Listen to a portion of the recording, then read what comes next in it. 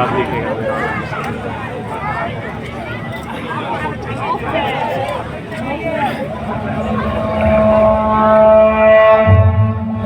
సర్వ మానవాళికి రక్షకుడు, మనకు కొండంత అండగా నిలిచేవాడు. మనసులో తలచిన వెంటనే గుండెల నిండా ధైర్యాన్ని నింపగలిగే మహాయోధుడు, అభయహస్తంతో ఎల్లవేళలా మనల్ని కాపాడే ఆ పవనపుత్రుడి ఇప్పుడు మనసారా శ్రీ పంచముఖ ఆంజనేయ స్వామిగా అవతారమెత్తిన కథ దృశ్య రూపంలో తిరగిద్దాం రండి. జనీయం ప్రసన్నాంజనేయం ప్రభాదిత్యకాయం ప్రకీర్తిప్రదాయం భజే బాలగాత్రం భజే పవిత్రం భజే పుణ్యయుక్తం భజే రూపం భజే అది రామాయణ మహాయుద్ధం భీకరంగా సాగుతున్న తరుణం. శ్రీరామచంద్రుడి సారథ్యంలో వానర సైన్యంతో విజృంభిస్తూ లక్ష్మణ స్వామి తనతో పోరాటం చేస్తున్న రావణుడి కుమారుడు ఇంద్రజిత్ తలని బాణంతో ఒక్క వేటుతో వేరు చేశాడు.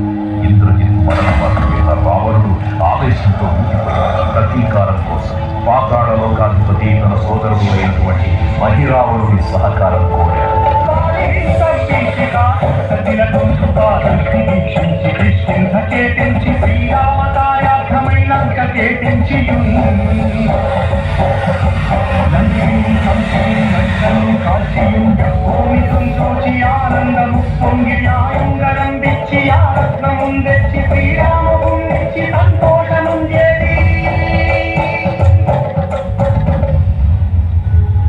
తన ప్రభువులను కాపాడుకోవడానికి వాయువేగంతో పాతాళ లోకానికి చేరుకున్న ఆంజనేయ స్వామి సగం మొసలి సగం వానర రూపంలో ఉన్న వింత జీవి ముఖద్వారం వద్ద కాపలా కాస్తూ కనిపిస్తుంది.